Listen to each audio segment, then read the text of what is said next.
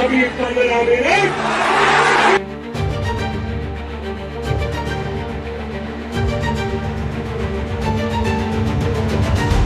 నమస్తే, welcome to time 24x7 news.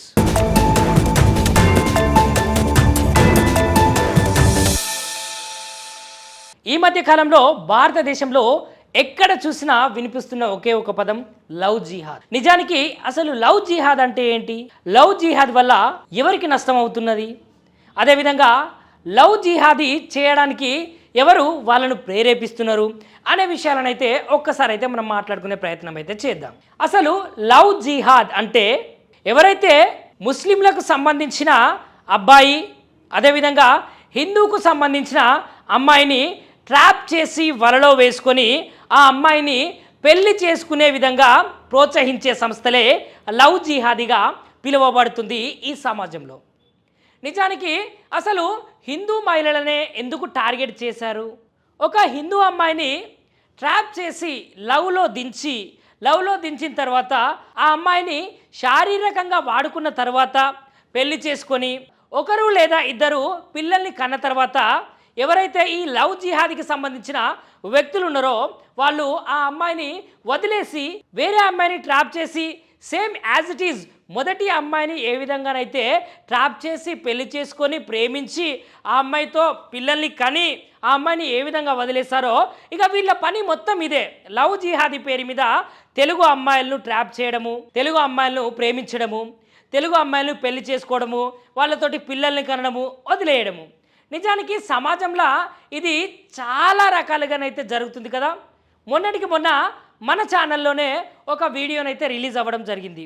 Love jihadi పేరు మీదనైతే ఒక అమ్మాయిని ట్రాప్ చేయడానికి వాళ్ళ సంస్థలకు సంబంధించిన ఎవరైతే పెద్దలు ఉంటారో ఆ పెద్దలైతే ఈ అబ్బాయిలకైతే 50,000 రూపాయలు అయితే నెలకైతే శాలరీ రూపంలో ఇస్తారట.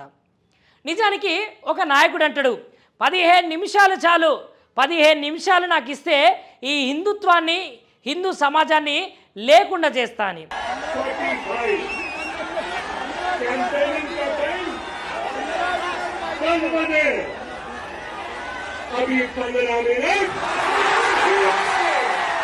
ఇంకొక నాయకుడు అంటాడు అసలు వక్ఫ్ బోర్డు వక్ఫ్ సవరణ చట్టము మాకెందుకు అని అంటాడు. ఇంకొక నాయకుడు అంటాడు నేను ఆ బడా నాయకునికి గులాంను, నాకు కూడా 15 నిమిషాలు ఇచ్చి చూడండి అని వాళ్ళు అంటారు. ఇంకొక దగ్గరనేమో పశ్చిమ బెంగాల్లో హిందువులను ఊచకోతకు వస్తారు. నిజానికి ఇటువంటి వాళ్ళను ఏ విధంగా శిక్షించాలి? అసలు లవ్ జిహాద్ పేరు మీద హిందూ అమ్మాయిలే ఎందుకు టార్గెట్ చేయాలి? హిందువులు ఏమన్నా మిమ్మల్ని మీ అమ్మాయిల్ని ట్రాప్ చేస్తున్నారా? లేకపోతే హిందూ అబ్బాయిలు ఏమన్నా మీ మతాన్నే కానీ మీ కులాన్నే కానీ ఏమన్నా అంటున్నారా? ఏమనట్లేదు కదా. అలాంటప్పుడు ఎందుకు ఈ లవ్ జిహాదీ? ఈ లవ్ జిహాదీ పేరు మీద కేవలం హిందూ అమ్మాయిలనే ట్రాపింగ్ ఎందుకు చేస్తున్నారు? సమాజంలో ఉన్నటువంటి ప్రతి ఒక్క హిందువు మేల్కోవడము తథ్యం అవుతున్నది. ఎందుకంటే ఈ లవ్ జిహాదీ పేరు మీదనైతే ప్రతి ఒక్క అమ్మాయిని ట్రాప్ చేసి పడేస్తున్నారు. కాబట్టి ఈ సమాజంలో ఉన్నటువంటి ప్రతి ఒక్క హిందువులైతే మేల్కోవాలి. అదేవిధంగా హిందూ అమ్మాయిల తల్లిదండ్రులు కూడా మేల్కోవాలి. ఎందుకంటే ఈ హిందూ అమ్మాయిలు ఎక్కడికి వెళ్తున్నారు, తిరిగి ఎప్పుడు ఇంటికి వస్తున్నారు, ఎవరితో మాట్లాడుతున్నారు, ఎవరిని స్నేహం చేస్తున్నారు, అదేవిధంగా ఫోన్ కాల్స్ వచ్చినప్పుడు బయటికి వెళ్ళి మాట్లాడుతున్నారా, వాళ్ళు వేసుకునే వేషధారణ ఏ విధంగా ఉంది అని తల్లిదండ్రులు ఖచ్చితంగా మన యొక్క పిల్లలకు చెప్పాల్సిన బాధ్యత ఎంతగానో ఉంది. ఎందుకంటే తల్లిదండ్రులే తమ కూతుళ్లకు చెప్పలేనప్పుడు వాళ్ళు చెడుబాట పట్టే అవకాశము, చెడు దారులు తొక్కే అవకాశము ఎంతగానో ఉంది. కాబట్టి మనము కరెక్ట్గా ఉంటే మన ఆడపిల్లలు ఈ లవ్ జిహాదీ గల్ల ట్రాప్లో ఎందుకు పడతారు? కాబట్టి సమాజంలో ఉన్నటువంటి తల్లిదండ్రులారా దయచేసి చేతులెత్తి మీకు విన్నపించుకునే విషయం ఒకటే, మన ఆడపిల్లలను మనమే సంరక్షితంగా రక్షించుకోవాలి. మన ఆడపిల్లలకు విద్యాబుద్ధులు మంచిగా చెప్పించుకోవాలి. మన ఆడపిల్లలకు మనమే ఇంట్లో కూర్చోబెట్టుకొని భగవద్గీత, రామాయణము, పురాణాలు, వేదాలు ఇవి చెప్పినప్పుడు మాత్రమే మన ఆడపిల్లలు వేరే వాళ్ళ ట్రాప్లో, వేరే వాళ్ళ ఉచ్చులో ఖచ్చితంగా పడరు, ఖచ్చితంగా పడే అవకాశాలు కూడా ఉండవు. కాబట్టి మన జాగ్రత్తలో మనం ఉండాలి. అదేవిధంగా ఈరోజు పశ్చిమ బెంగాల్ పరిస్థితి చూశారు కదా. పశ్చిమ బెంగాల్లో వక్ఫ్ సవరణ చట్టాన్ని అయితే వాళ్ళు వద్దు అనుకొని హిందువులను ఏ విధంగా ఊచకోతకొస్తున్నారో, నిజానికి వక్ఫ్ సవరణ చట్టం అనేది అందరికీ ఆమోదితం. ఇక్కడ ఎలాంటి లోపాలు లేవు. అక్కడ లాభం జరిగేది కూడా ముస్లింలో ఉన్నటువంటి పేద వర్గాలకు చెందిన ప్రజలకే.